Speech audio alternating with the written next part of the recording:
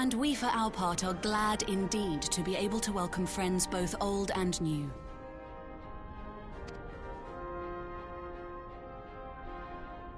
Lord Hien of Doma, at your service. Pray, accept my heartfelt thanks for your generous invitation. Nay, 'tis we who must thank you for journeying so far. And 'twould be remiss of me not to acknowledge the part the Scions of the Seventh Dawn have played in bringing all of us together. In times of great unrest, you and yours have been our constant companions, without whom we would not be here. With apologies to Lord Hien and Mistress Alize, it occurs to me that we have not gathered in this way since that fateful day in Uldar. The day I lost my arm and my freedom.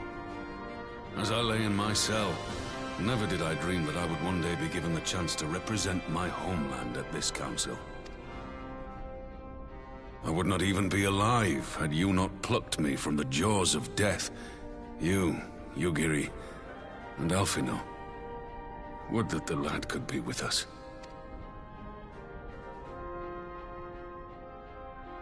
I too owe my presence here to Alphino, in so many ways. Until such time as he returns, I mean to carry on his good work as best I can.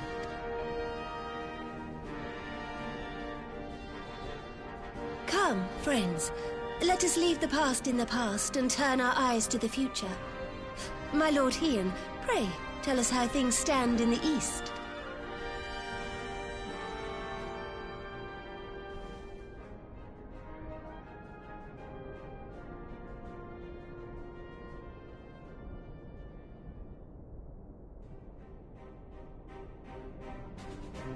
Having heard the rumors of dissent in Garlemald, I dared to dream of a peaceable solution. The Empire will not so easily change its ways. If the Garleans have a mind to take back Doma and Alamigo, we'll be hard-pressed to stop them, even with the might of 6 nations. But while we lack the strength to fight the tide, a course may yet present itself, if we read the winds aright. The winds suggest but one course to me. One which leads from the sea unto the river and thence to the source of all our woes. The Ascians. Indeed. All here have felt their blighted touch. It was the bringers of chaos who nurtured the Archbishop's tyrannical ambitions. They who bestowed upon him the secrets of summoning, as they have so many others before and since. And while they remain, we shall know no peace. Our objective is clear. The question is how to achieve it. That our enemy parades about in Xenos' skin poses problems in itself, but ere we get to them, how are we to infiltrate the Empire and get close enough to strike?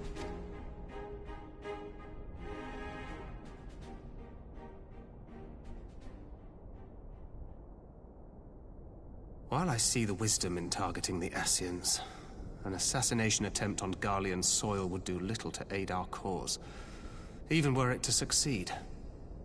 It's time we used our enemy's preferred tactic: subterfuge. You have an idea? Speak your mind, Master Thancred. None here know the enemy better than the Scions, and you mayhap best of all. Whatever it is you propose, we will give it fair hearing. On that you have my word.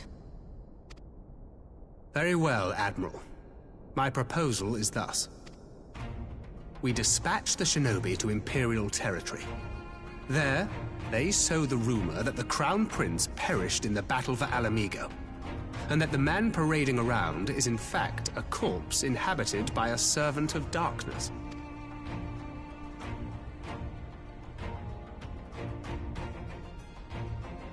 Well, it does have the ring of truth about it. And were the Garleans to learn that their future ruler is a puppet, the Empire would be shaken to the core. But at the risk of sounding stupid, would they actually believe such an unlikely story? I didn't. Ordinarily not. But prior to his miraculous recovery, Rumors of Xenos' death had already begun to circulate around the Empire. Ultimately, however, what the masses believe is not our chief concern. Our true objective is to create an opening for rival factions within Garlemald to exploit. Just as a war of succession erupted in the wake of Emperor Solus's death. A war which raged until but recently, plunging the Imperial House into disarray as nephew and uncle grappled for the throne. It is no coincidence that one of Varus's first acts as Emperor was to name Xenos heir apparent, family feuds being so tiresome when armies are involved. Not all welcomed his choice of successor, however. There is no shortage of individuals who aspire to the throne, who would jump at any chance to seize power. The news that Xenos is not only dead, but a puppet to diabolical forces would be too enticing to ignore. The Empire would not be quick to recover from a second war of succession. I am no stranger to infiltrating Imperial territory.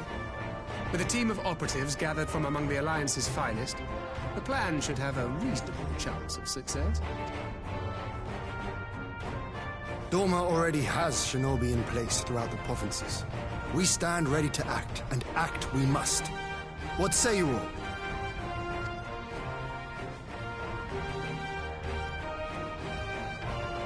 I'm for Master Thancred's proposal.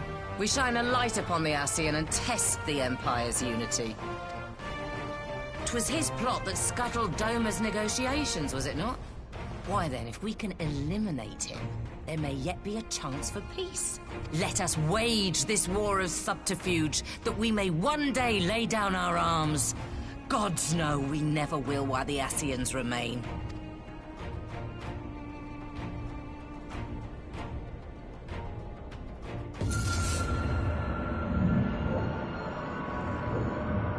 That way.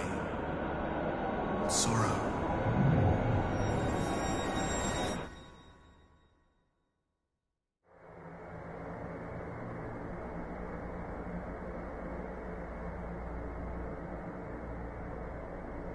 History must be changed.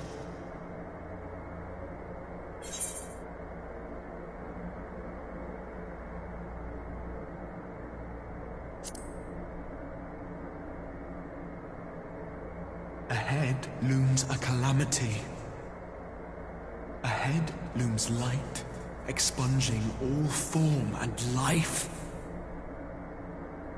Twin dooms only you can forestall.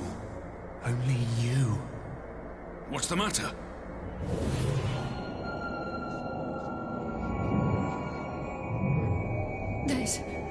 There's a voice!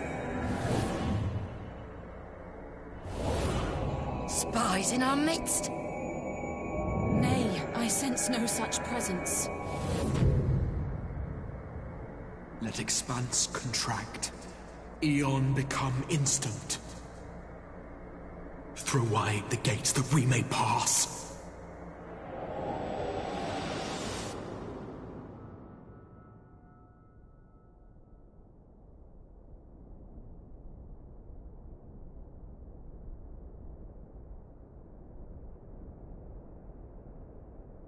Is it over? Master Thancred!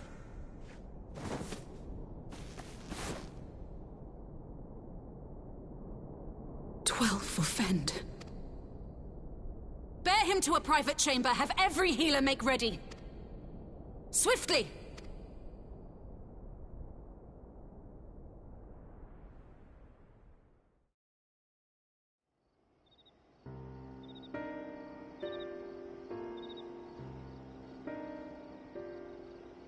Master Thancred remains in slumber. Though his vital signs appear stable, he's unresponsive. What could have done this? And why just him and not the others? I'm afraid we could not identify the cause, my lady. Our examinations revealed no wounds, nor the presence of any poisonous substances. Gods, that only makes it worse. You're to let us know the moment there's any change, all right?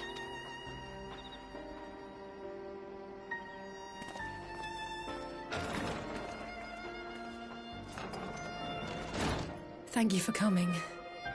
Knowing Thancred, he would apologize for being otherwise engaged at so crucial a juncture. In gifting us a course of action, Thancred sowed the seed of all that is to follow. We have but to nurture it as best we can.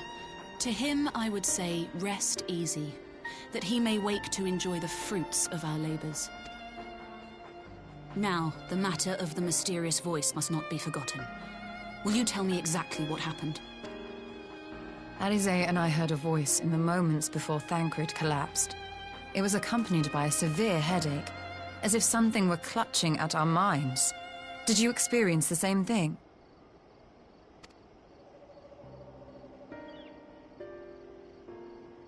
So, in between the voice and the pain, you felt as if you were somewhere else entirely?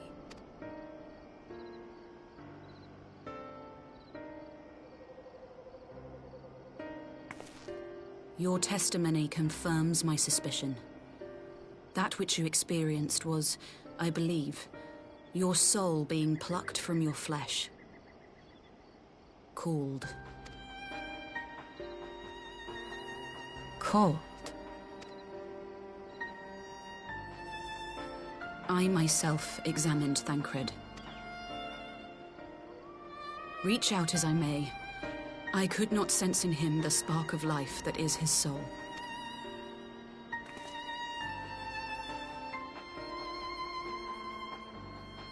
That Thancred alone was stricken so is likely due to his heightened sensitivity to the effects of ether, a consequence of his prior possession by the Ascian Lahabrea. The owner of the voice, whoever it may be, reached out to you, called your souls, and in so doing, caused you and yours such pain. But if that's true, where exactly are we being called to? I know not. Yet one thing is plain. Whoever waits for you on the other side is possessed of a power unlike any I have ever known.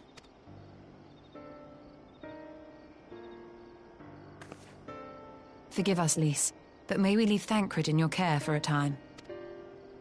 As if you had to ask. I may not be a scion anymore, but I'm no less a friend. Don't worry. I'll see to it that Thancred's well looked after. Just focus on solving this mystery, all right? Thank you, Lys.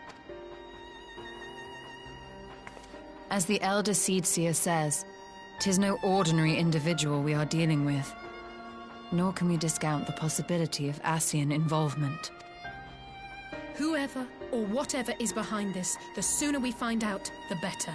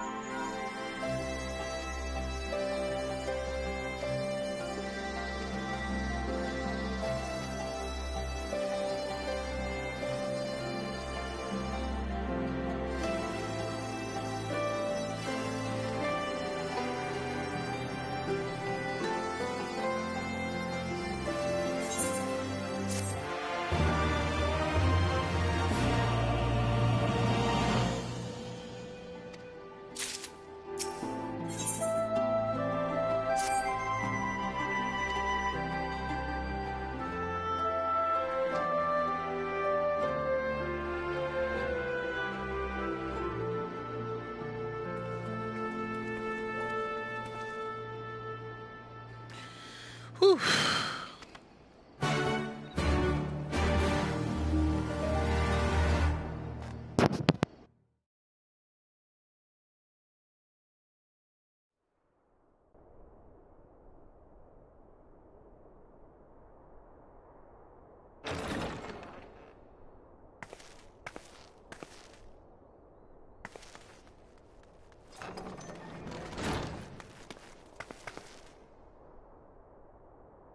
Rianger! Gods, it's good to see you. Would that our meeting were under happier circumstances. I judged the voice sufficient cause for concern even before you sent word of its effect on our comrade. You heard it too, then? Aye. And all but certainly at the selfsame instant. Alas, pained as I was, I could make little sense of what few words did then reach mine ears.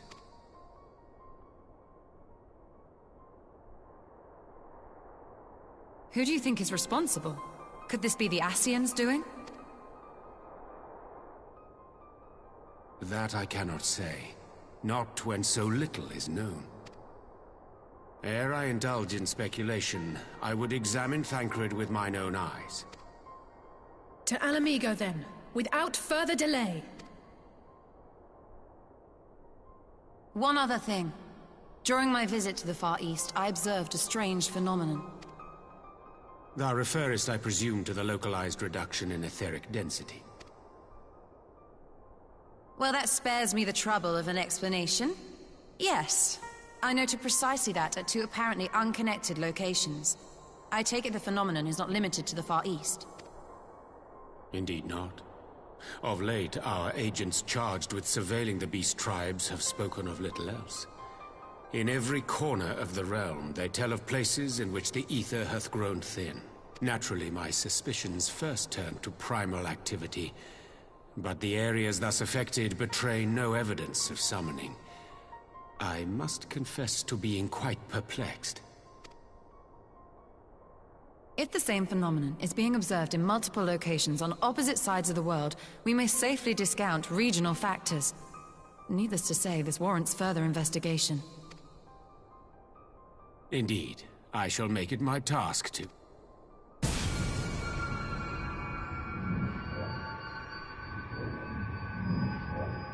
The voice. It calleth to me once more.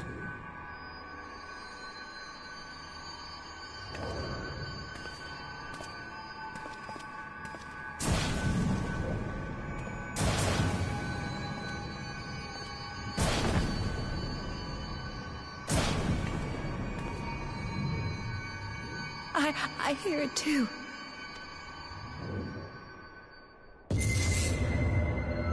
Only you. Only you. No! Ishtola! Urianger! Throw wide the gates.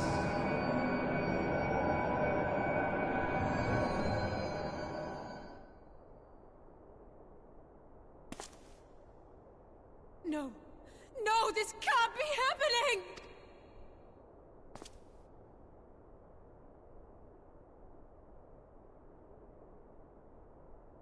Y'shtola! Urianger! Open your eyes! Open your eyes, I beg you! Say something!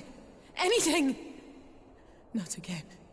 Please, not again.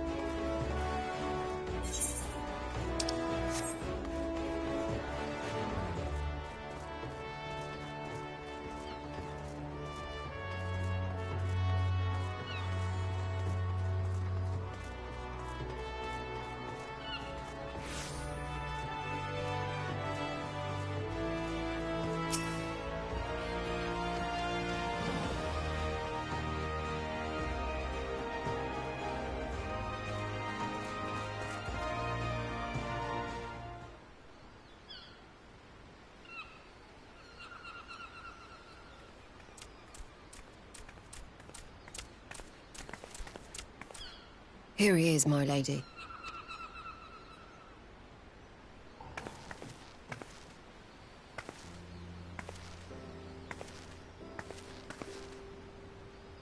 Gabu, it's been too long.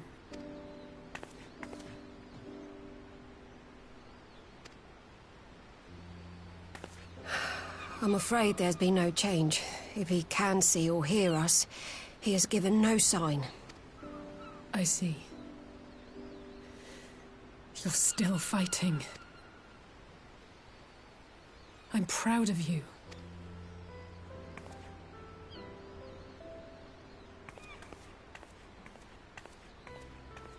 We promised that we would come and visit you together, didn't we?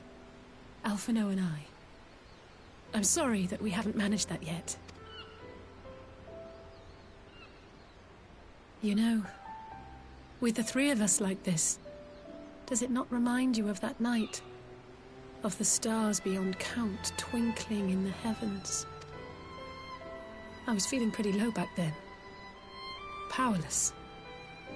But I knew that my brother was close by if I needed him, and that the others would be waiting for me back at the Rising Stones. Not like now.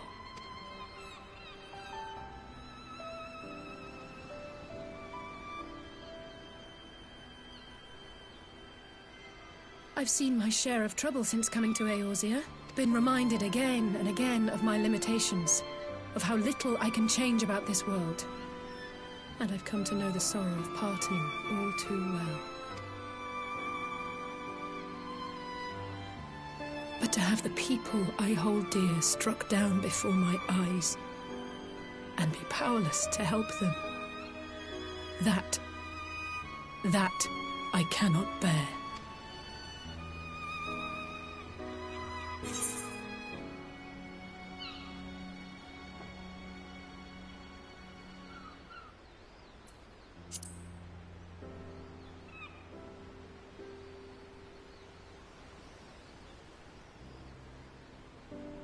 No, I don't. You're right.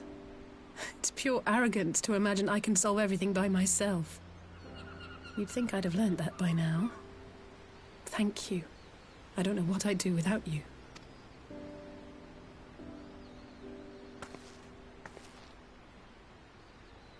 Well, that's more than enough brooding for one day.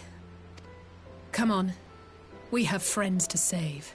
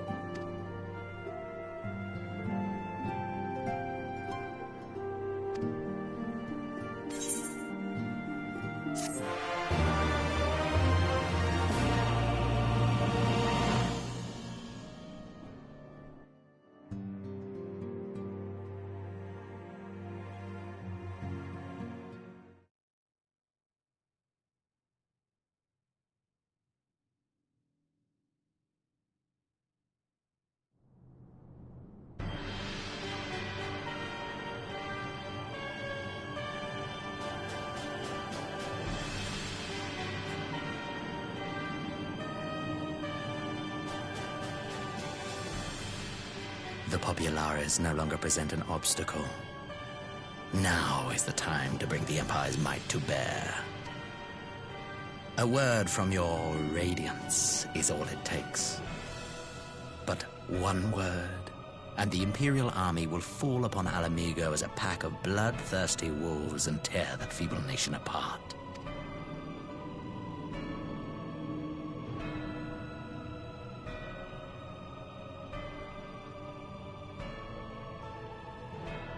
Have you no words for me? Despite the lengths I go to, an emissary playing the part of a fool. When first I took this face, I swore to use all of my knowledge, all of my power, to further the cause of the Empire. My deeds stand testament to my commitment.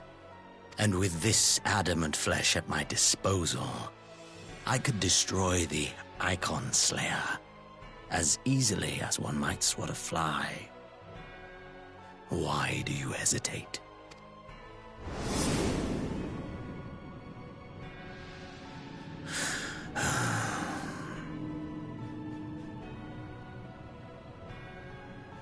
Our enemy is resourceful.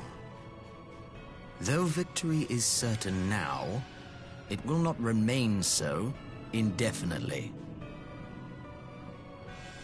Deliberate if you must, but be quick about it.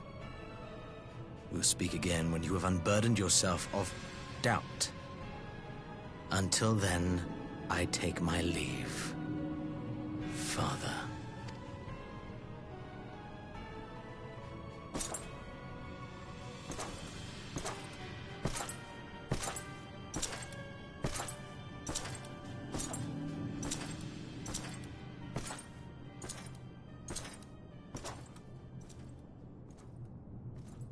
I should be the one to sigh.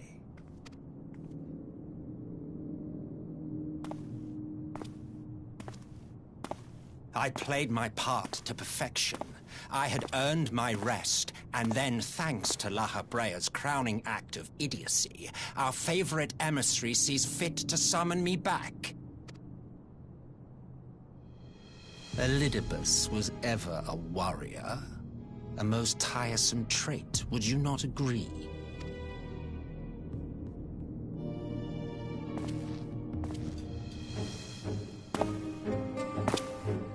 What? Have you no words for me either? No matter. I've long grown weary of this mummery. Now, my dearest grandson, let me remind you of your place in the simplest of terms.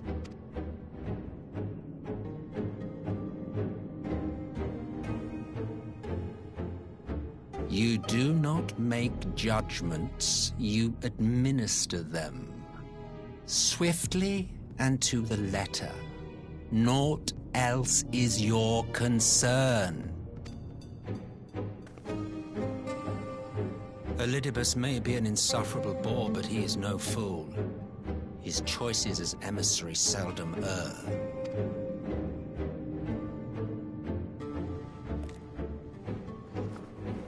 If aught threatens the balance twixt light and dark, it falls to you to remove it. Be it by your own hands or by your armies, you have ample means at your disposal.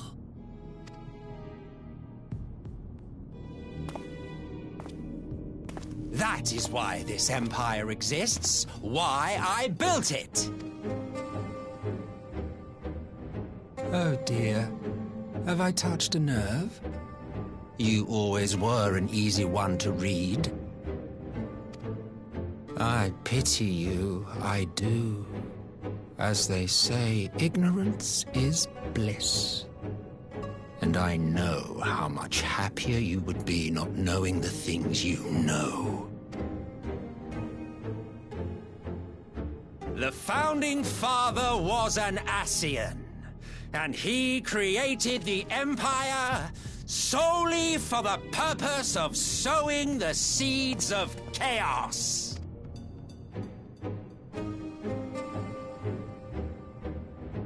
Don't take it personally. I merely do my duty. To bring about a calamity requires no small amount of power, and there is no surer way to obtain such power than by collecting powerful pawns. To that end, I have labored long and hard, and I must say I am quite pleased with my handiwork, paltry though it seems in comparison to Alag.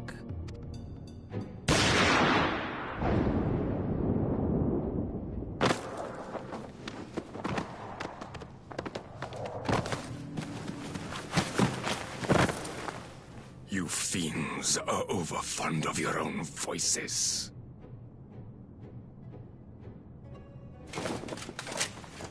Mark me, Ascian. Man is the master of his own destiny.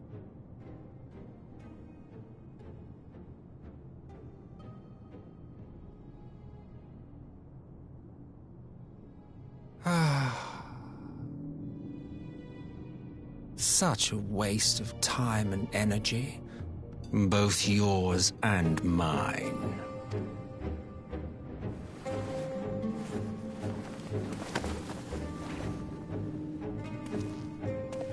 Lest you forget you are Emperor now.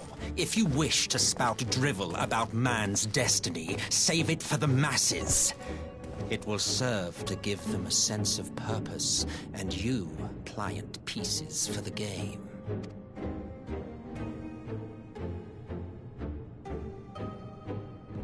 Oh, do stop sulking, boy. You, of all people, should understand.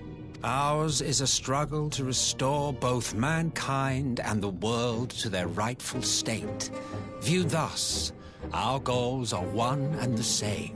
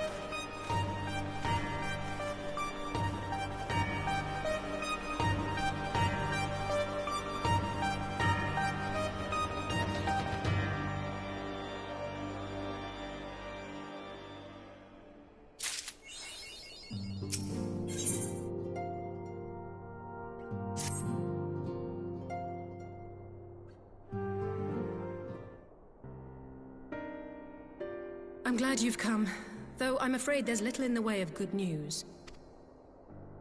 After you left, we reached out to both the Alchemists Guild and Stillglade Fane and attempted all manner of treatments. But the results were always the same. Whatever the answer is, it's not alchemy or conjuring. Why did it have to be Y'shtola and Urianger and not me? Out of all of us, they are the ones who could feasibly have solved this puzzle, and Elfino's still missing. Gods, it's all going wrong. Where do we even start? A grave situation indeed. Might I be of some assistance?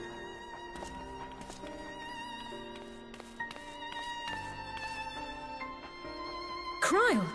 I did not think you well enough to travel. When word reached me of the plight of our friends, I could not well stay away. As a fellow scion, not to mention your erstwhile mentor, this is one of those times you should feel free to call on me, regardless of my personal circumstances. Yes, I should have thought of that. Thank you for coming, Kryle. We would welcome your insight. And I should be happy to provide it. Now, what's this I hear about Alphino heading into Imperial territory? That boy always did have some funny ideas. Do you remember the speech he gave when he was accepted to the Studium?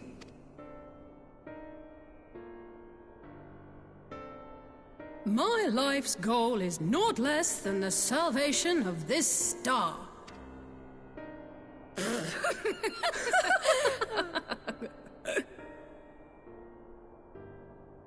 That particular grand pronouncement has been a source of great embarrassment to him, as you know. But the fact of the matter is, he meant every word and has lived his life accordingly. Yes, he remains altruistic to a fault, but I'm worried he was too fixated on his goals to see the dangers, as has happened before. You needn't be so concerned. Though his values remain the same, Alphino is not the blinkered boy he once was. Slowly but surely his eyes have been opened. Thanks to a certain someone. A certain someone whom he'd be mortified to learn had heard about his little speech. Mum's the word, eh? Right, I'd better have a look at our patients. They're in the infirmary, I assume. I'll need absolute quiet, so it would be best if I did this alone. If you'll excuse me.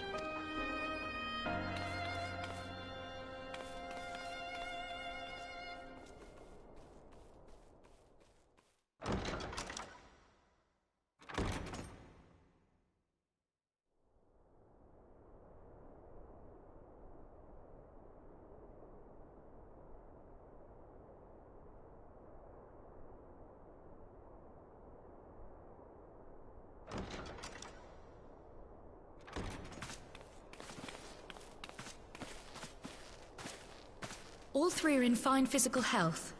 At a glance, I would say they were merely sound asleep.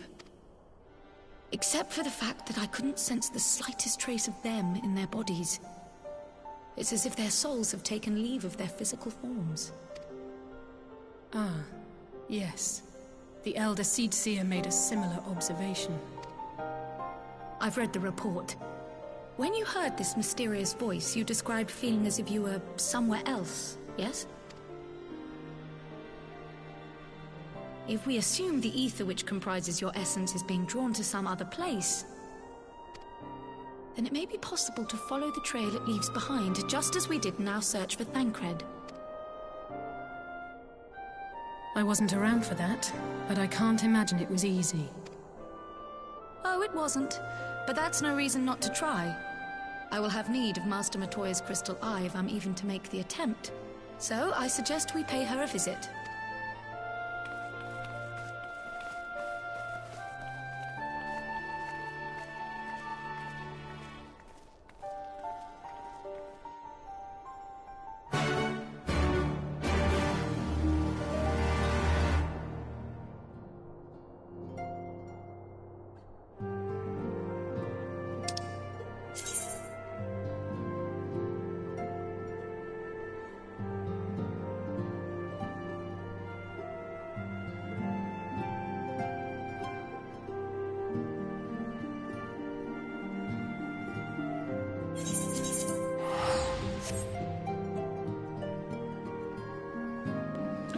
Esto va a demorar, hermano.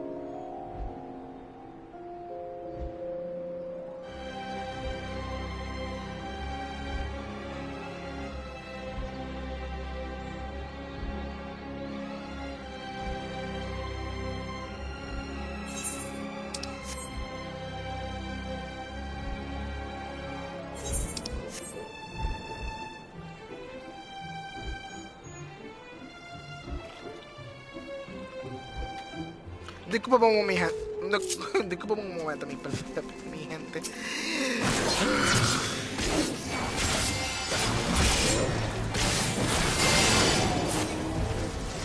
Ok. Más rápido. ¿Y ahora?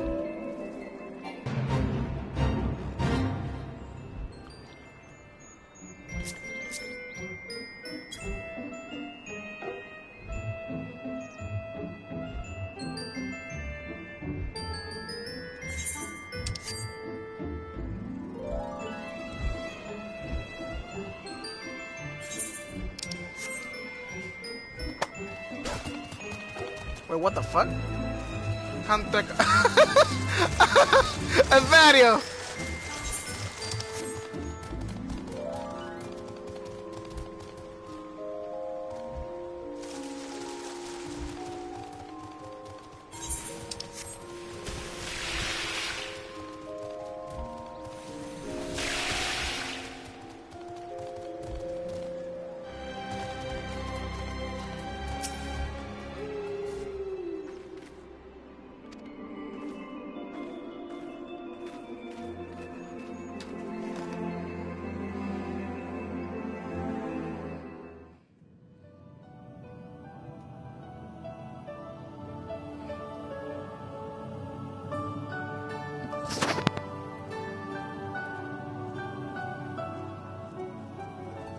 Come to disturb my peace again, have you? I hide myself away in a cave, and still you people insist on pestering me with your problems.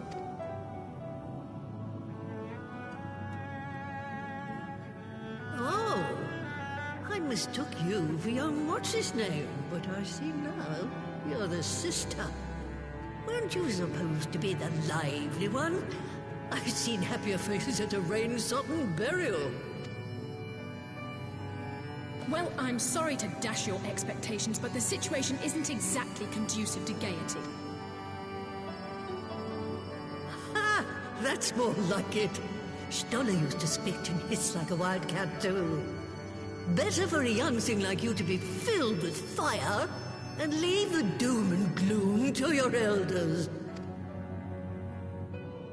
Now, what exactly does this tragic situation of yours have to do with me? If I may, Master Matoya, we have need of your crystal eye once more.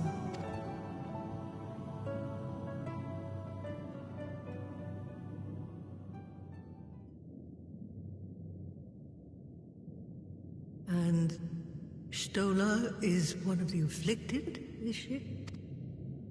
Very well. She may be an ungrateful stray, but she's my ungrateful stray, and I'll not see her buried before I am.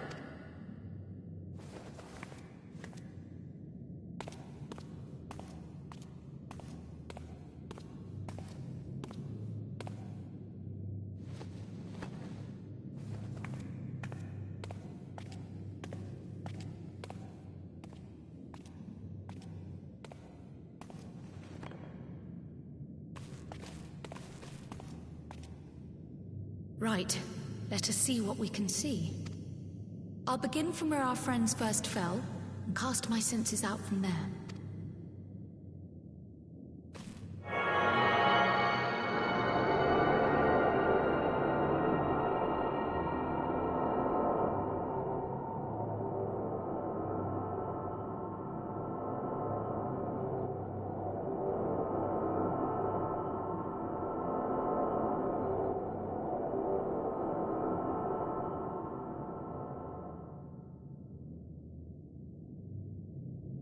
What is it?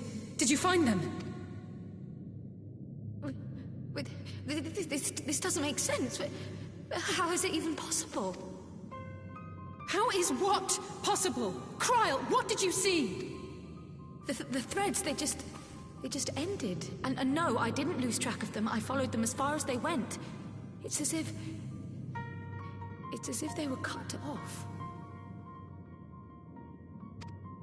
Could their ether have dissipated if it had? Oh gods! Their bodies are just husks. It's like the Broodmother's daughter all over again. No, this is different. The Kalyana girl was already dead, body and soul, when Lakshmi affected her resurrection. Aye, let's not jump to conclusions. If their physical forms yet breathe, and show no signs of wasting, then it follows that their souls must still be intact somewhere. But where? That's the question, isn't it, girl? Death has not taken them to the ethereal sea, yet there are no tracks left for us to follow.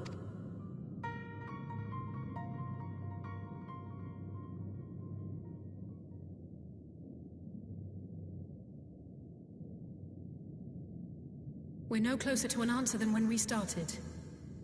But knowing their souls are still out there is progress of a sort. We just have to keep looking. Pray, excuse me a moment. Yes? I remember, but... What, to Alamigo? We're on our way. That was Lise. Apparently, a group of Populares have defected to Alamigo, and Maxima, the envoy Alphino left with, is one of them. I'm sorry. I realize we've barely begun here. Go, child, go! You've made up your mind, and life's too short for dithering. I'll do some digging in the meantime and see if there isn't some other method we could use to continue the search. Let's be off then.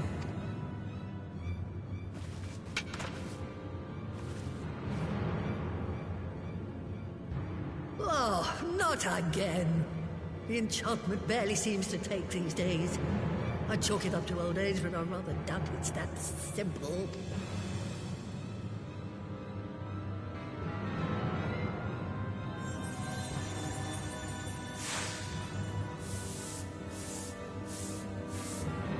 Before they took ill, Y'shtola and Urianger were sharing notes on a thinning of the ether. It seems to be happening all over. Does it now? And here I was, all set to blame my woes on that creaking mountain of refuse clogging up the Thaliac. I fear something has gone awry. Still, there's naught to be gained from starting in shadows. You can only do what can be done, and that but one thing at a time.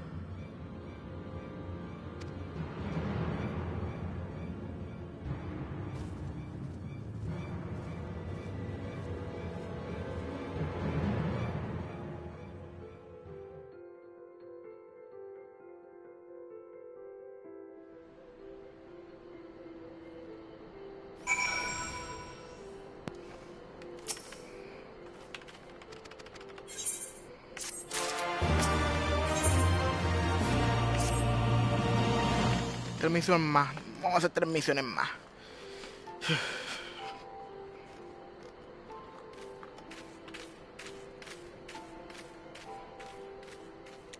Pararam, pararam, pam.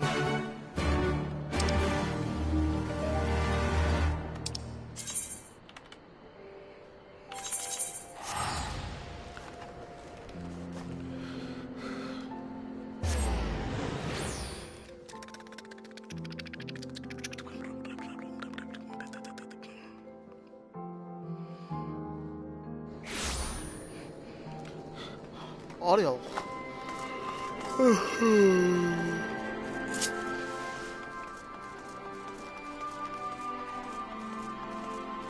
No es que tengo que pelear ahora. No, por aquí no es.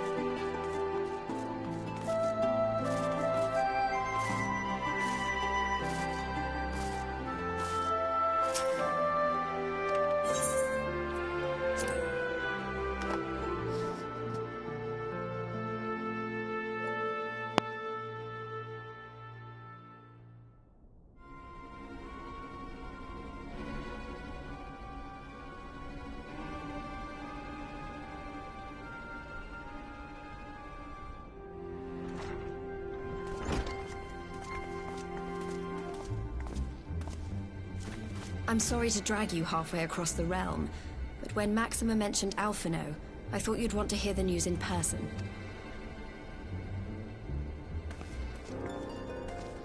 Ah, we meet again. Though I was hoping our reunion would be under more auspicious circumstances. What happened to my brother? Where is Alphino? Never fear, my lady. Your brother was in fine health when I took my leave of him, and I have no reason to assume that has changed. You assume?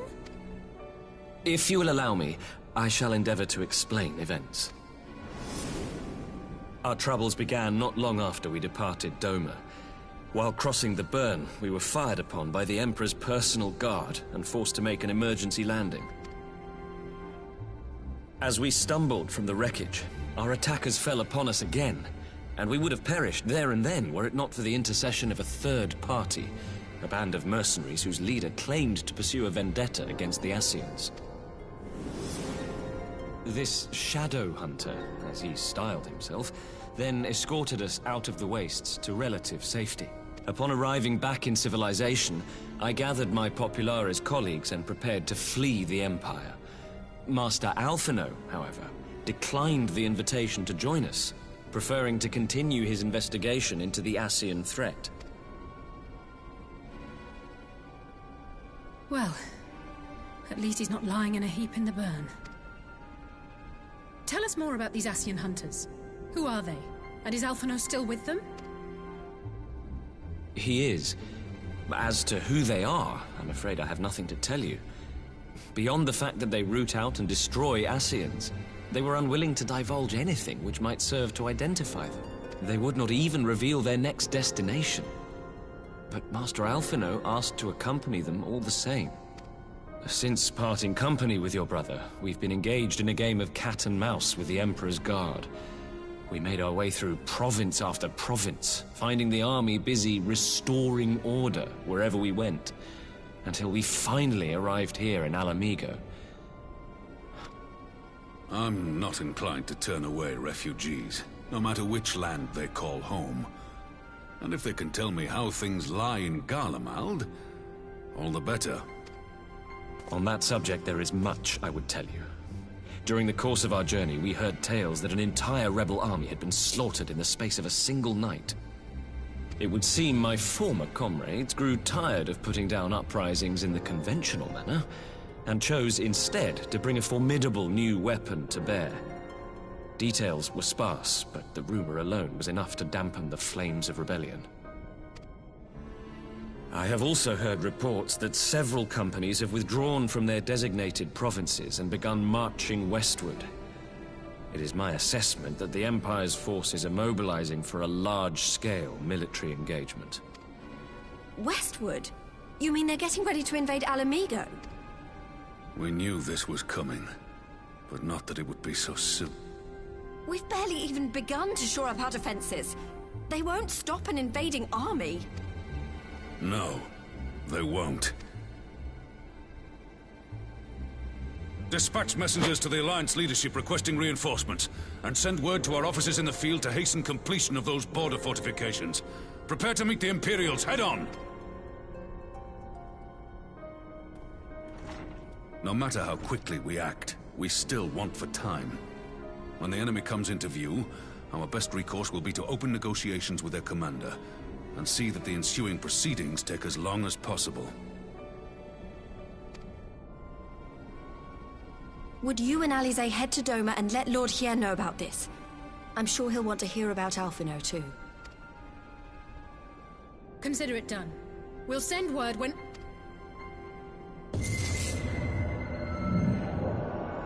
Untold sorrow must be changed.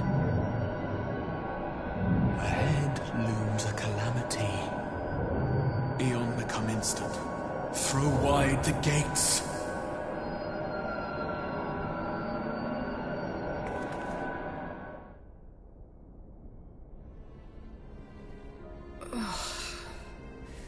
You heard it too.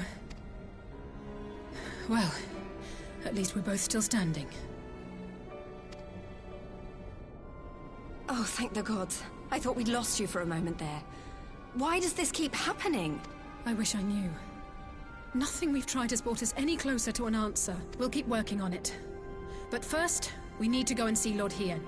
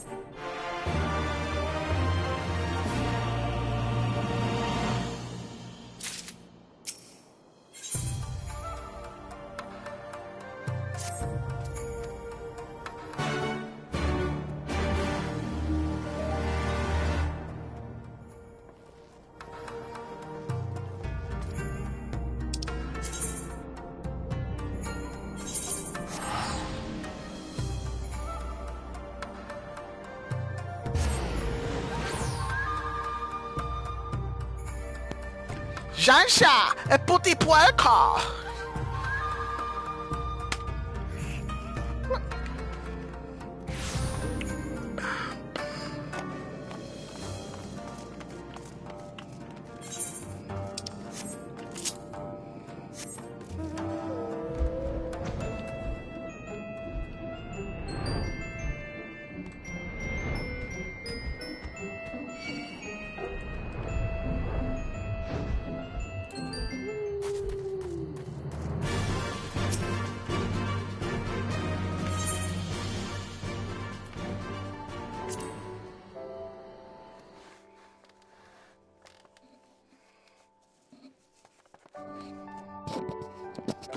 ¿Qué va a pasar aquí?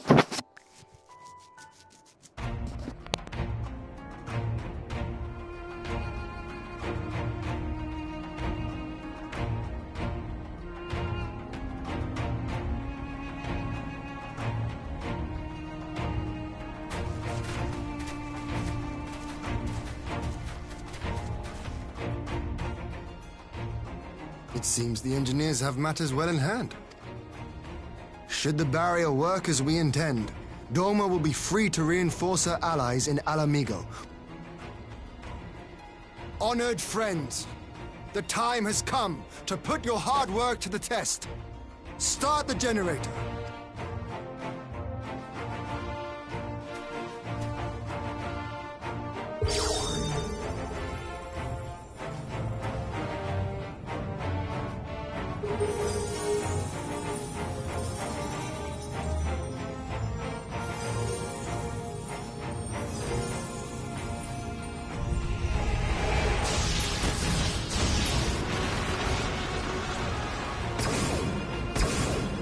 Node 1 is operational. Nodes 2 to 8 are reporting similar energy levels. The barrier is forming.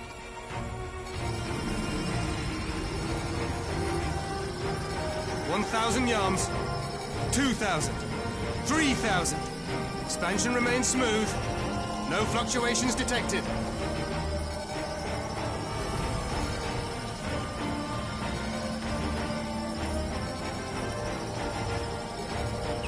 4,000! 5,000! Target altitude reached. The barrier is holding steady at 5,000 yards. We've done it!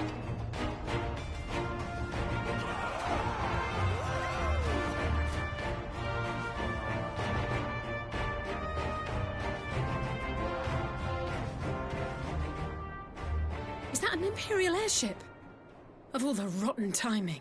But this is a gift, Mistress Alize. They can test our new wall for us.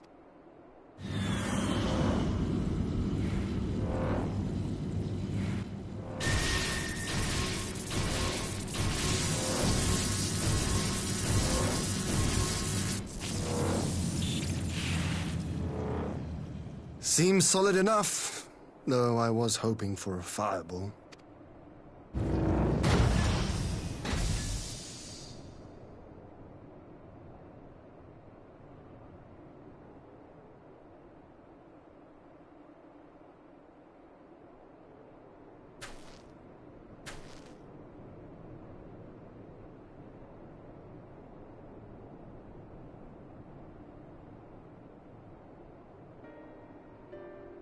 By the gods, it's Alpha, no. What are you? Let me go! He has my brother! Lower the barrier!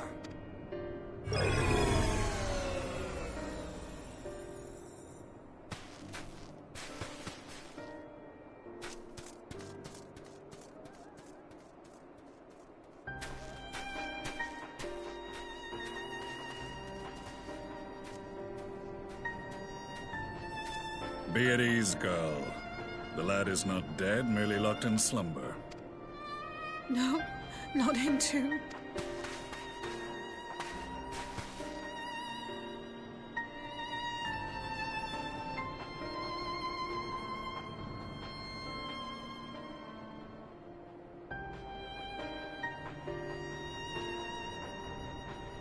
We could identify no cause and found no remedy. Thus I sought to return him to Doma, and into the arms of Lord Hien himself, it would seem. It is a day for fated reunions. Would you not agree, adventurer? Or should I address you as the Warrior of Light?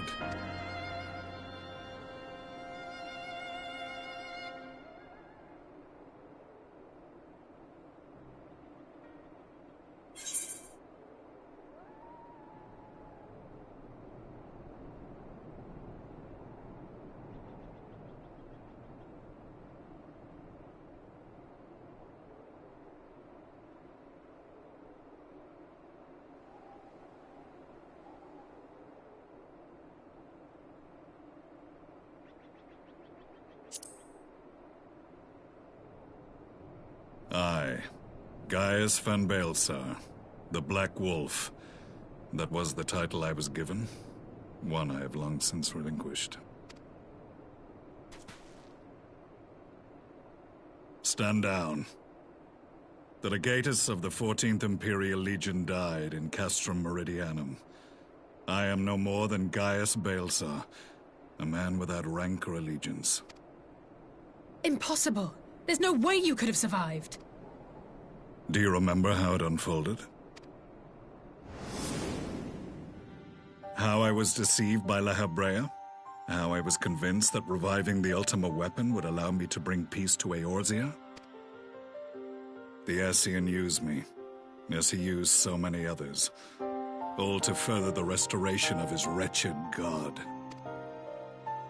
Yet even with the might of Alec at my command, you bested me.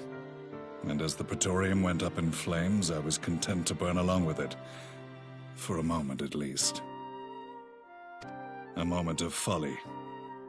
To surrender my life thus would have been to betray all who died for my cause.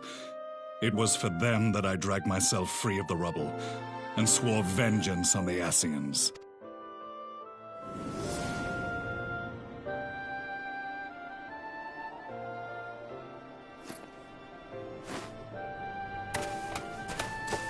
The Black Wolf has shed his pelt, never to return to Garlemald or her legions. I live now only to exact revenge. My principal quarry was to be La Habrea, whom I gather you have since ushered onto oblivion. But so many more remain. Long as their kind lurked in the shadows, laboring to sow chaos throughout our world, I would see each and every one dragged into the light and put to the sword. Are the Scions not of like mind? In this single respect, perhaps. Then I shall continue the partnership the boy began, and share what intelligence I have acquired. Among the Ascians, the Black-Masked Ilk are subordinate to those who wear red. This you already know. Yet among the red there exists a hierarchy. Those set adrift with the shards clearly stand below those still joined to the source. Nabriales, who once dared to intrude upon the Rising Stones, belonged to the former group, and while he was indeed a dangerous foe, his powers were inconsequential next to the paragons of the Source. The first was La Habrea, who plagues us no more. There is also the white-robed Elidibus, and the elusive Emmet Selk, about whom little is known. We have files on La Habrea and Elidibus, but I believe this Emmet Selk is new to us? As I assume my brother told you, we have evidence to suggest that an Ascian now walks in the body of the Crown Prince. Have you identified this interloper? Elidibus seems the most likely culprit. As emissary, it is his role to maintain the equilibrium between darkness and light. Your many deeds in Hydaelyn's name have upset the balance, and I believe he seeks to restore it by throwing his considerable power behind the Empire. As a leader of the Ascians, he is one of our primary targets. It was on the trail of this very prey that the boy and I came across the scene of a failed uprising. In the absence of a single Garlean casualty, we inspected the bodies of the rebels, and the lack of any external injury drew my immediate attention. They had been slain by Black Rose, an alchemical invention of the Imperial Army. When I yet served as legatus, I ordered its production halted, and all stockpiles destroyed. Toxic gas is not a tool of conquest, but of extermination. Toxic gas? This must be the new weapon Maxima warned us about. Something deadly enough to sweep away all resistance in a matter of hours. Gods. You don't think they're planning to use this in Alamigo, do you? Put your fears to rest. We infiltrated the production facility and destroyed all existing stores of the chemical along with the plant itself. Even should they rebuild the operation, they will not soon manufacture another batch. Regardless, I would draw your attention to a directive we discovered in the plant's records. The document was marked with a recent date and authorized with the signature of one Zeno Ciegalvus.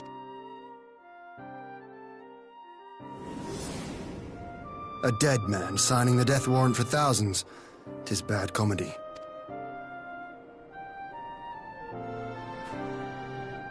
But the tale does not end there. Within that same facility was a chamber filled with devices of elegant design. Cloning technology, we realized. And what should we find in each and every incubator? But a young Emperor Solus.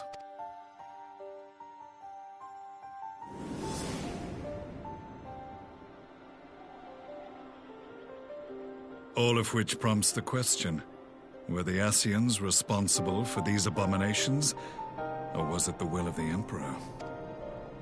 I must know which hand guides the Empire. Though I have given up my rank, I am yet a son of Garlemald, and I will fight for the future of my homeland. It is time I return to the hunting of shadows. We should focus on our common foe.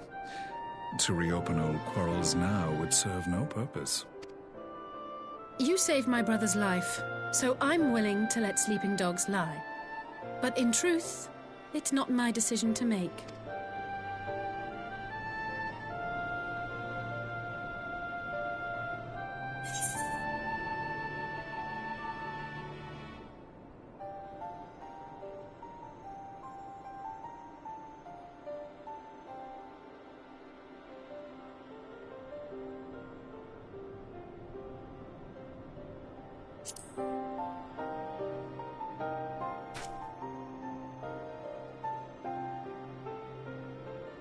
There was a time when I scorned those who placed their faith in false gods, even as I, in my blinkered conviction, place mine in Ascian promises. Unlike yours, my strength of will and my restraint was found wanting.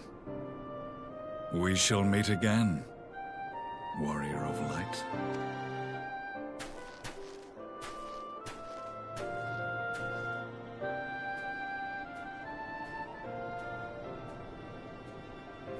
So that was the infamous Black Wolf. An unexpected ally, to say the least.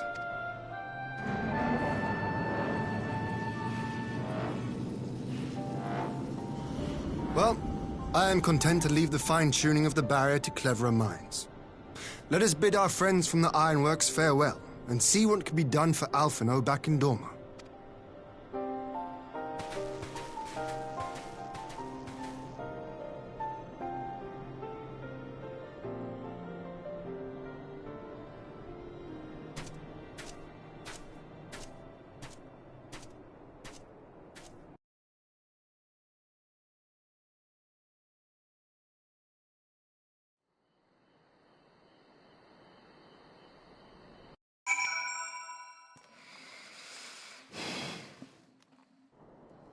Este juego está lleno de misterio.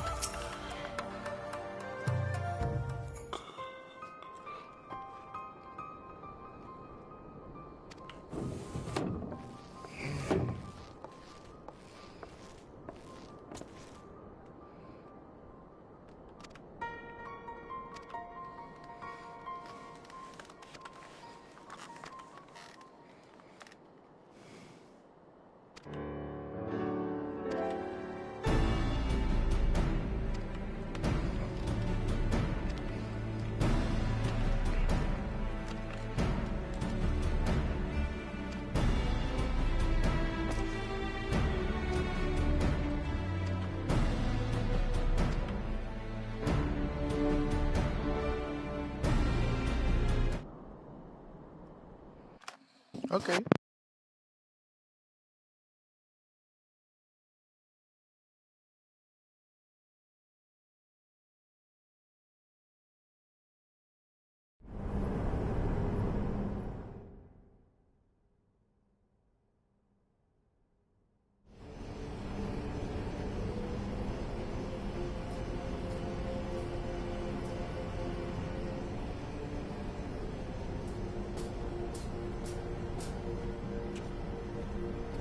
Our supplies of Black Rose have been ruined, but the new plant is already under construction. We should have the first batch ready in time for the offensive, Your Radiance. See that you do.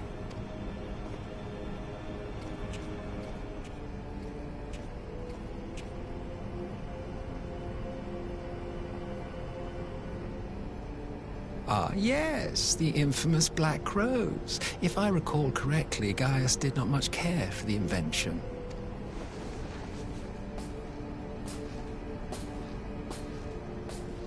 A ruthless and indiscriminate weapon indeed, this airborne poison. It seems you are capable of making decisions worthy of your bloodline. With no gift for sorcery, we Garleans must look to Magitech to even the odds. If it spares the needless deaths of our soldiers and serves the cause of this empire, there is no method I would not employ. How very noble of you. Truly, though, I must commend you for embracing your role as Emperor. You play the part of the determined ruler well. Sometimes even I catch myself believing.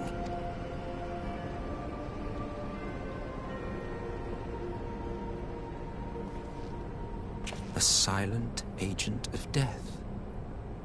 Now that I think on it, Black Rose may well possess the perfect aspect. Slowly but surely, the deluge of light has worked upon the ether here in the source, and the gas should be most susceptible to its influence. Well, I shall leave you to your own devices. Go forth and bloody the land with your grand and glorious war.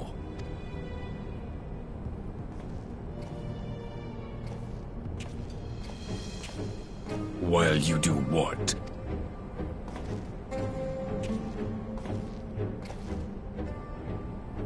Need you ask? I will be doing what all Ascians do. I am well aware that your kind exists only to usher in the next calamity. But you seem oblivious to the harm your singular agenda causes to the Empire. You cannot have forgotten the events which followed your mortal demise.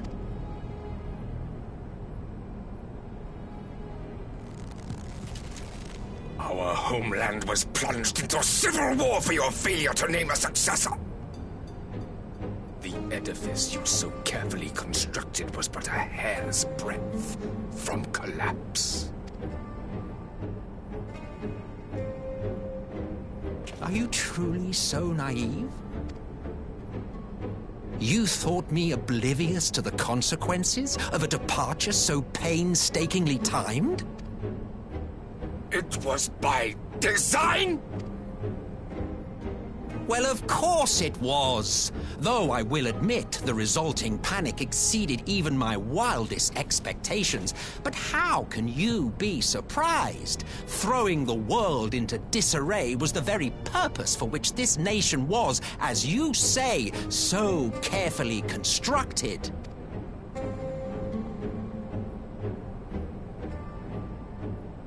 Now, if you have no further questions, I must be on my way.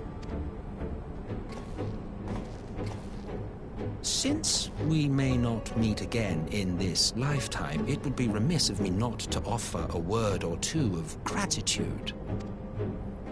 I really must thank you for this surplus of vessels. I can mold any host into my own image, but having bodies tailor-made for me in this fashion is so much less tiresome. You dabbled in Allagan cloning techniques, yes? It certainly is a compelling, not to mention entertaining, field of research. And of all the options available, you chose the founding father on whom to experiment. You have a twisted streak to you, Varus, like grandsire, like grandson, hey? If events play out as planned, this will become something of a family enterprise. You will be the capstone of this world, I the anchor and shard, and together we will give the lie to this star's fraudulent existence.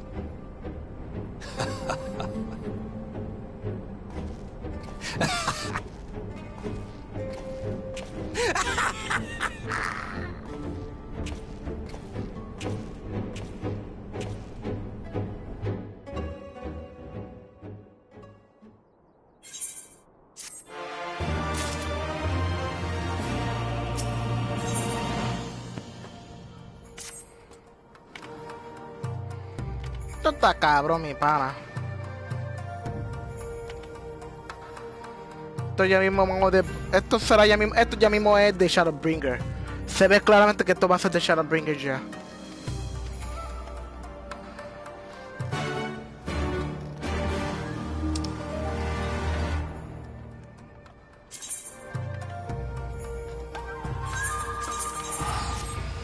Voy a hacer como 2 misiones y voy a dejar el directo.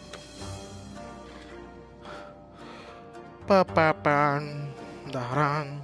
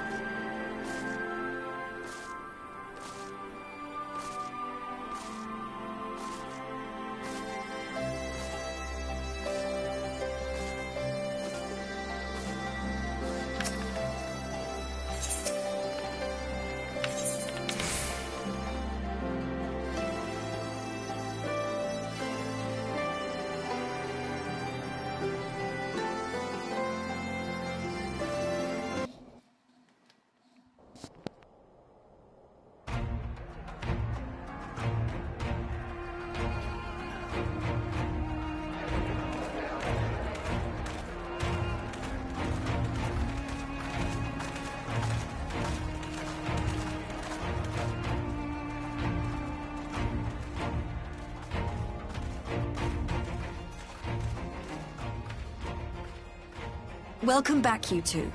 Greetings, Lord Hien. Glad you could join us. Glad to be here. I would have come sooner, were our own defense is not in question, but I am pleased to report that our soldiers are assembling for deployment to Alamigo as we speak. We're grateful for your support. Thanks to the efforts of our allies, it won't be long before we've established defensive positions on this front as well.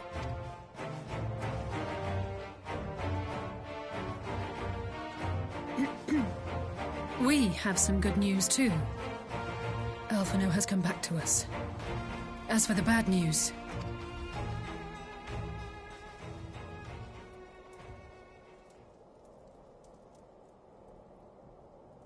So, Alphino won't wake up, Gaius van Baelsar is alive and hunting Ascians, and the Empire is planning to poison us all with toxic gas. Does that sound about right? Ordinarily, any one of those things would have left me in shock. But the way things have been lately, it's all starting to seem pretty normal. Getting back to your report, are we sure this Black Rose is the weapon Maxima was talking about? It fits the description. And it seems we have Alphino to thank for sparing us an early demonstration of its effectiveness. I have a feeling this won't be the last time his bravery in the Empire will serve us here in Eorzea. The threat of an unknown weapon has had us all on edge. But now that we know what we're dealing with, we can take steps to defend against it. As for Gaius, I'm not sure what to think. Am I happy he's alive? Not in the slightest. Am I happy he's hunting Ascians? Aye. Oh, speaking of Garleans you didn't expect to see, we have a tale of our own, as it happens. When we sent envoys to the Imperial Army to request talks, they returned with the message that Varys Zos Galvus would be attending. The Emperor himself? Well, Varys did sanction the Popularis peace mission. But knowing that an Ascian walks in his son's skin, I do not see how we can trust him or anyone from that nest of vipers. The Alliance would proceed with negotiations regardless, if only to give ourselves more time to prepare. We do, however, require your cooperation. Right. Yes. So, as a condition for the talks to go forward, the Empire has requested that a member of the Scions be present. There'll be a representative from each Alliance nation, of course, but I'm afraid we have to ask that you come along too.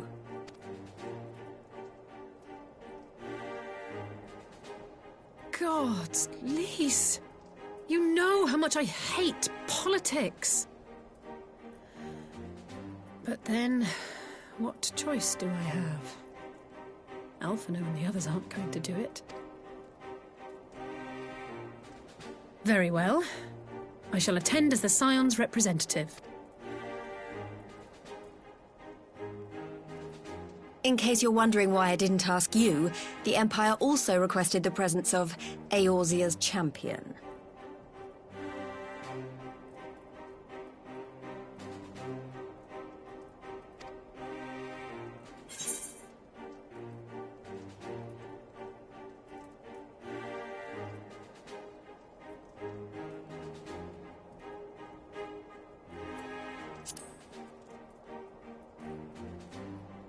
Oh, you're not, are you? Come on, if Alisaie can put on a brave face, then so can you. Now, we don't know what Varys means to bring to the table, or why he wants you there, but having you close at hand should make all the difference. The meeting will take place on the border. Anticipating an early assault, we mean to position the bulk of our forces nearby. The Alliance leaders should already be on their way. Once you're ready, we can head out and join them.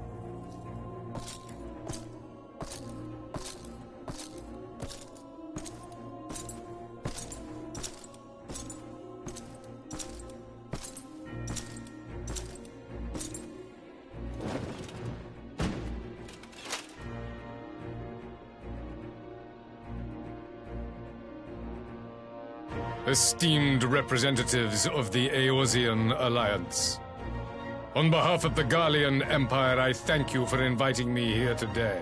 As this parley was convened at your request, I invite you to speak first. Very well, Your Radiance.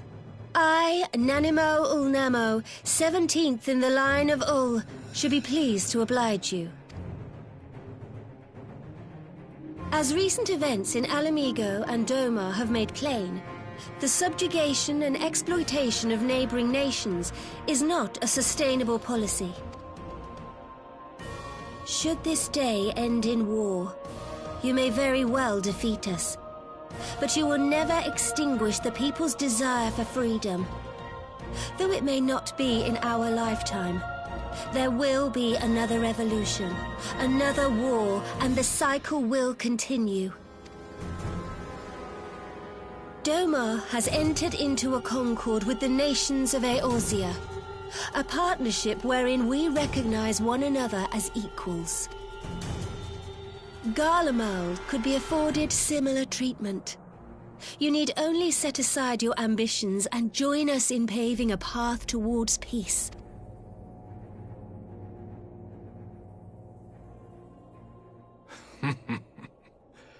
You will not win me over with sophistry, Your Grace. As you know only too well, this alliance lacks the strength to keep the peace within its own borders.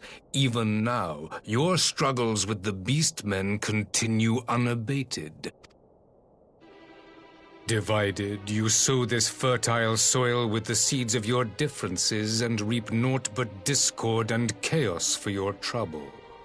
Eorzea must be united under one leader, one purpose. I would offer you both and bring an end to your strife. With all due respect, Your Radiance, the only thing that you offered the people of Alamigo was fear and hopelessness. The citizens of Doma can also attest to the meager arms of Imperial rule. There is no purpose to be found in a life of oppression, each day more uncertain than the last. Our people are willing to die for their freedom. A great many already have, and countless more will, if we don't put an end to this madness here and now.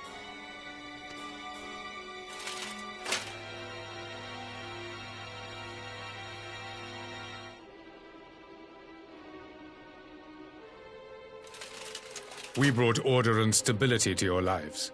This madness and bloodshed is of your own making. You broke the peace, not Garlemald.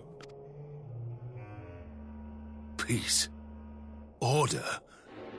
You kill our peoples, despoil our lands, take everything that is ours. And what? You expect us to lick the boot that grinds our faces into the dirt?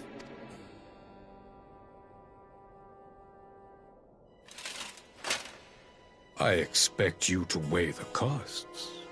To recognize that countless lives have been lost on both sides in pursuit of a greater good, and to not squander all we have achieved in a fit of petulance.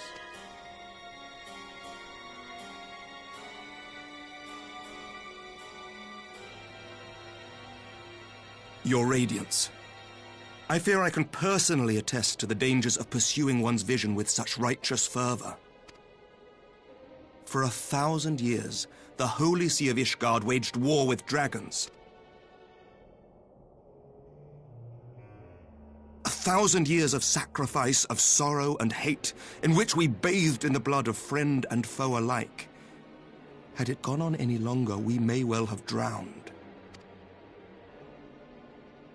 Yet we have chosen to raise ourselves out of this bloody spiral, and have since made peace with our former enemy. So I understand. No doubt the dragons were more receptive to your overtures in the wake of their leader's demise.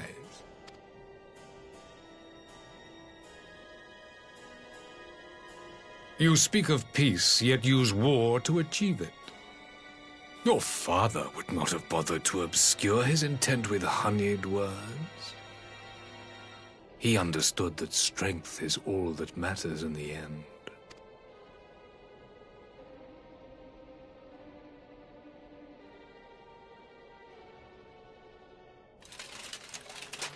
Without his clarity of vision, I can but wonder what will become of Ishgard and her people. There was a time when Garlemald too lacked a leader of conviction. Weak and unable to wield magic, we were at the mercy of the strong from whom we sought refuge in the bitter cold of the north. Were it not for the discovery of ceruleum and the subsequent development of Magitech, we might never have gained the power to take back that which was rightfully ours.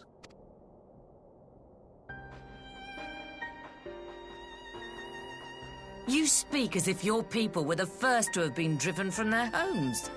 Limsa Lominsa was built by wayward souls in search of a place to call their own. On the shores of Vilbrand we found it, and from those humble beginnings did we grow and flourish. And all without robbing our neighbors of their liberty.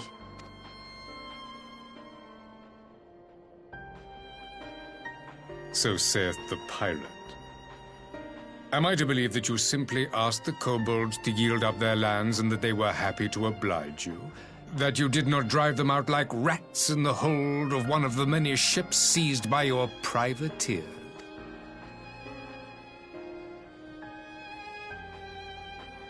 I will concede that after centuries of exile, reclamation may be mistaken for invasion. Nevertheless, it is not. And those who till stolen soil have no right to object when cast out in turn.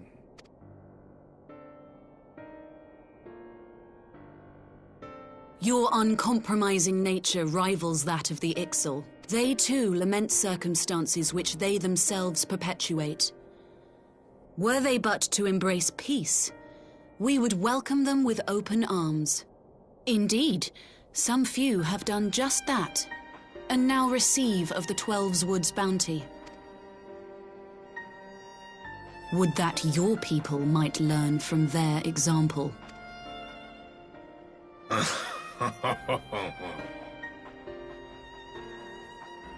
You dare compare us to the Birdmen?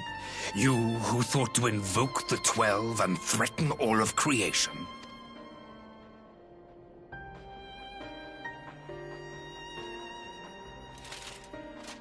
I came here in the hope of finding some speck of common ground, but I see now these discussions will accomplish nothing. Despite what you people may believe, I am not wont to choose the sword over the olive branch. 'Tis but a pity men are loath to accept one without first being shown the other.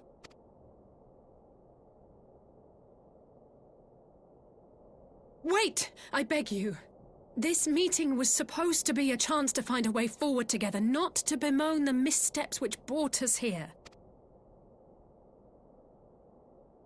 Please. If you truly consider violence a last resort, there must be a way we can come to an agreement.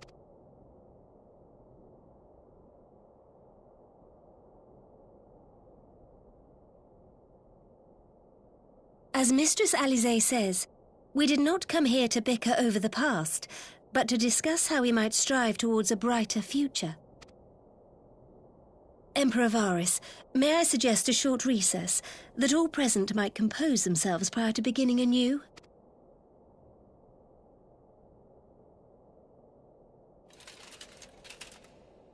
Very well. I pray this intermission will suffice to move these talks in a more constructive direction.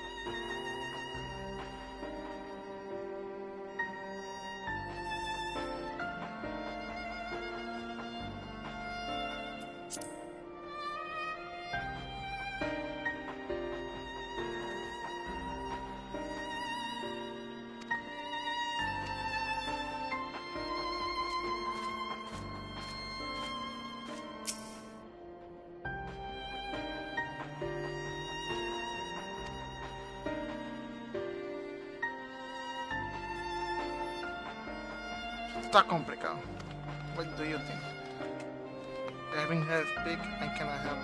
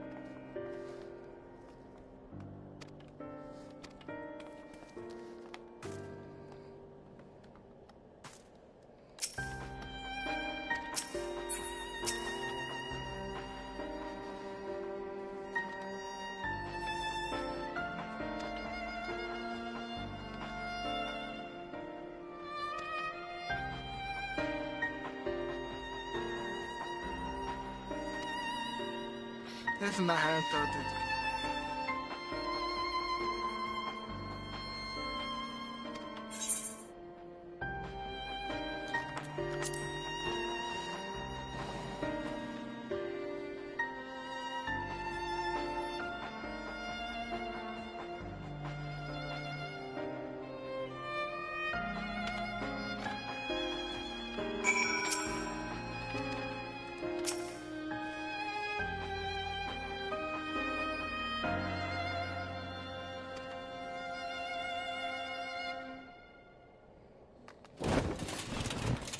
Oh, Dios mío. Now then, who would have the floor? Before we resume, I wish to offer you an apology. After you graciously accepted our invitation to discuss an armistice, we have done naught but rebuke you at every opportunity. I believe I speak for all of us when I say we are deeply sorry for our discourtesy.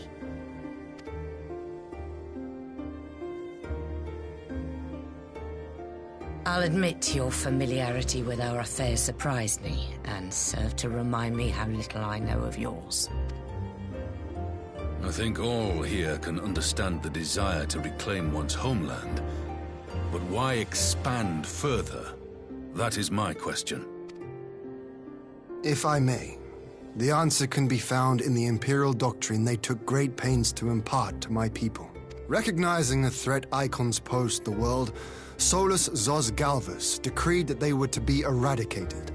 To this end, he began a campaign to unite all lands under the Garlean banner. Or so we were taught.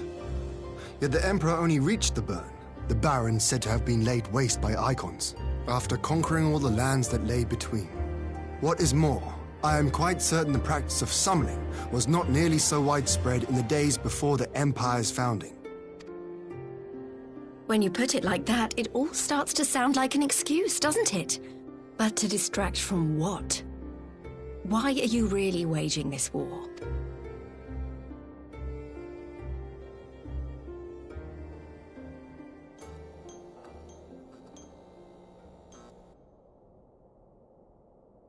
Finally, you ask the right question. I can but hope you heed mine answer and at last accept the righteousness of our cause. My goal is this: to return the world to the way it once was, the way it was always meant to be. In doing so, mankind will be made whole once more.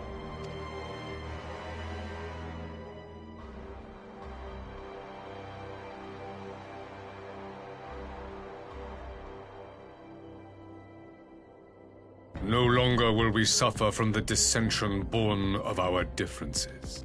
There will be but one race, a perfect race, as we were when time began. What in Rulga's name are you talking about? I am talking about the origins of the star, of the source and its 13 reflections. At the instant of the great sundering, 'twas not only the world that was shattered, but mankind itself. Thus were we divided into myriad races, each with its own unique imperfection.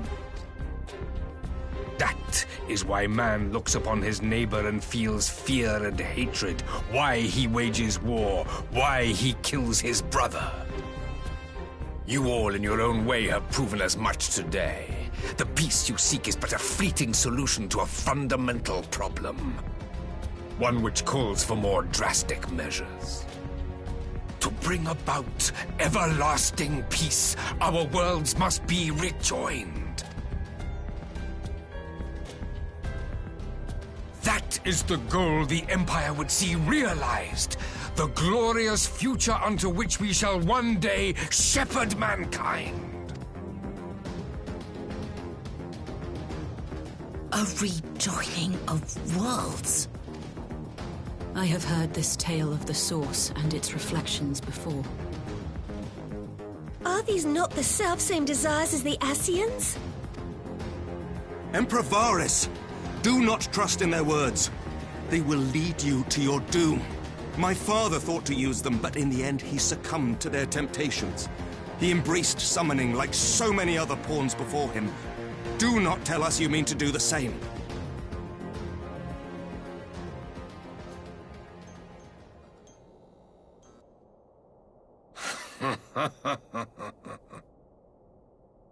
To be a pawn, free from the burden of choice, would be a blessing.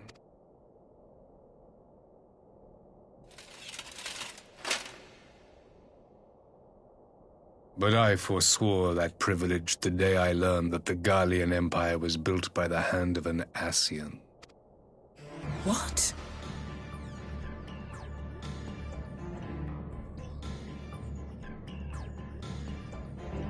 Yes. My grandsire, the former Emperor, is of their number. And who better to build an empire capable of bringing about the calamitous change we desire? Would you condemn me for this alliance? For bowing to the will of these shadowy masters, when the prize is true and lasting peace?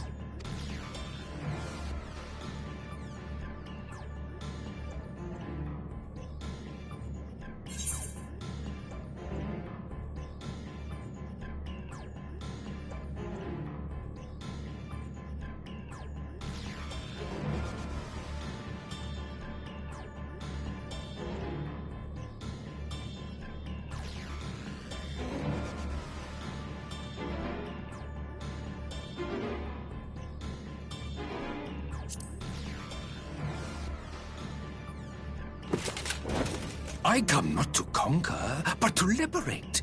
To free man from the prison of divergence.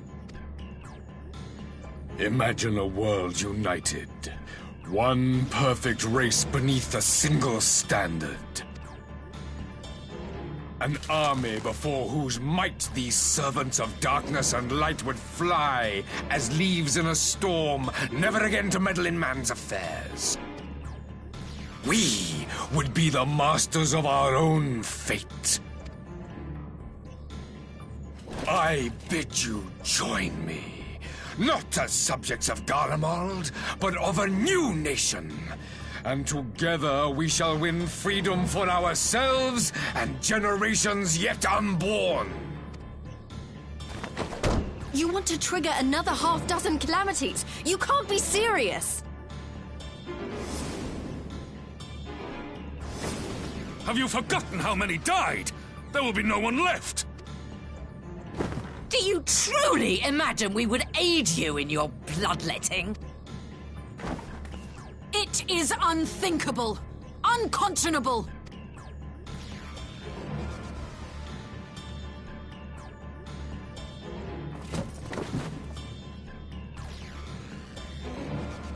And what is the alternative? To be as cattle waiting for slaughter? I would have us work together, that we might take fate into our own hands. Into your hands, perhaps. But what of the other worlds, your radiance? With every calamity, you obliterate a star and every soul that dwells on it. To the Ascians, we are all but tiny, momentary specks within an indifferent universe. We cannot hope to oppose them until we have been made whole once more!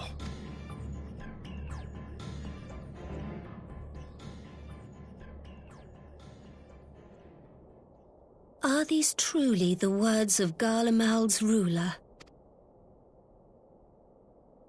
The flaws and foibles which you so abhor are what make us who we are. Every nation, even yours, Emperor Varys, is made whole through the combination of these imperfections, the strengths of one compensating for the weaknesses of another. While it is true that man succumbs all too often to anger and avarice, he may yet overcome his baser instincts through the forming of bonds with others, fostering community and cooperation. That the protector of an empire should not only reject these fundamental truths, but seek to change them at so dear a cost to life is indefensible. Such a man is not fit to govern.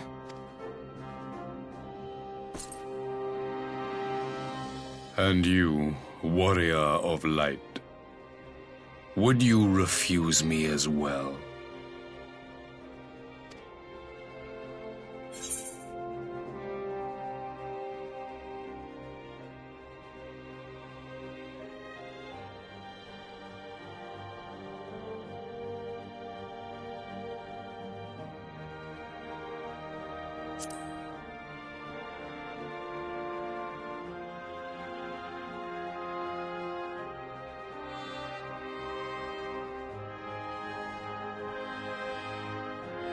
It would seem the Alliance is of one mind on this matter.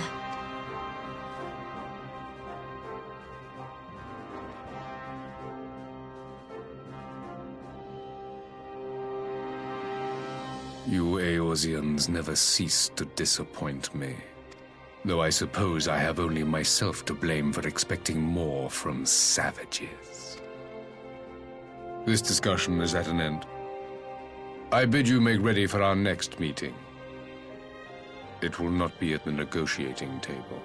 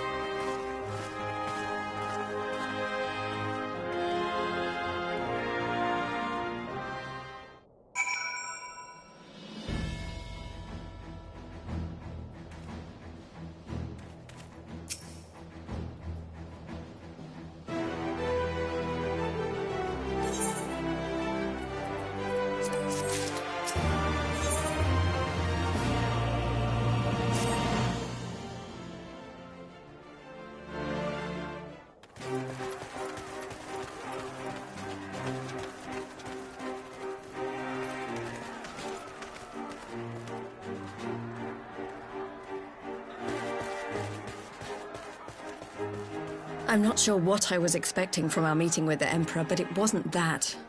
Still, at least we know now what he's really after.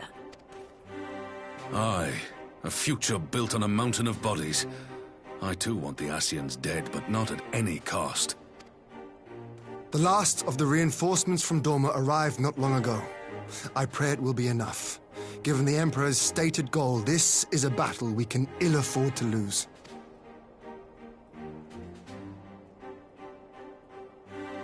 If the Garleans come in force, we may not have much say in the matter, even with our combined strength. We knew from the first that the odds would be against us.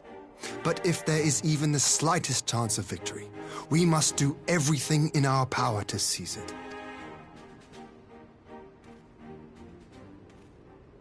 We must seize it, full stop. Hear, hear!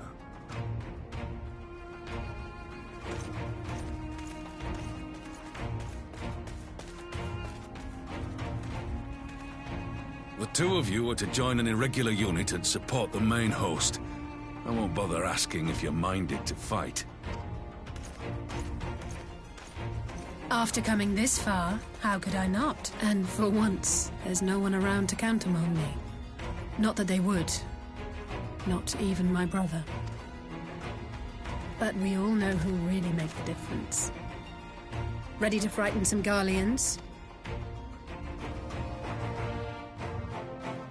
I wouldn't want to be on their side.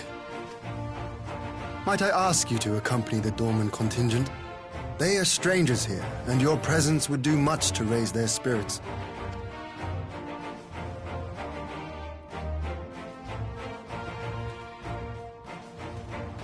We would be honored. When our people stride out with you in their midst, I dare say the Eorzeans will feel an ilm taller themselves. High spirits have a way of spreading.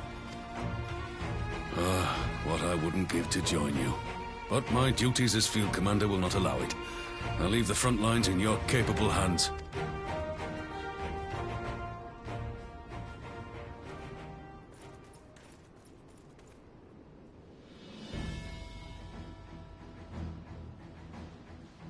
Comrades, ready your arms.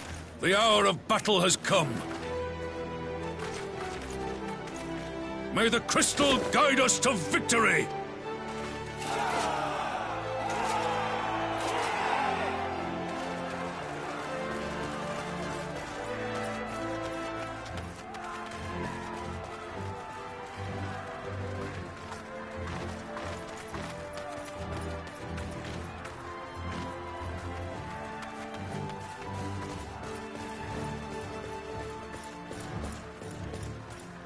Since the others couldn't be here, we'll have to fight twice as hard.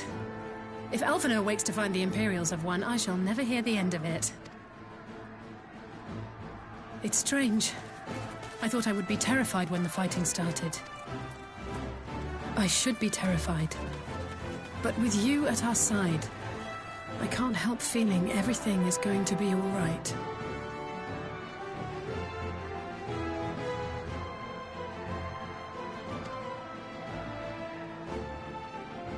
So please, don't you dare leave me alone.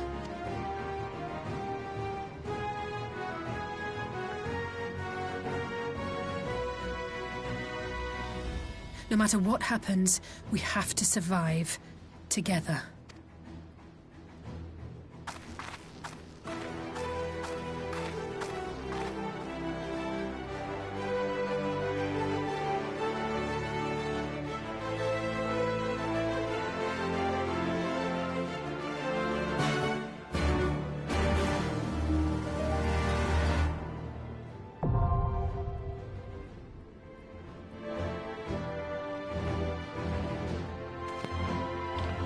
Hasta aquí voy a dejar el directo, mi gente. Espero que hayan gustado. Y esto es para mí también. Esto no lo hago solamente para ustedes. Esto lo hago por saber. Para no guardar mi memoria en el PlayStation. Así que espero que les haya gustado. Yo creo que esto va claramente para Shadowbringer. Así que hasta aquí lo dejo, mi gente.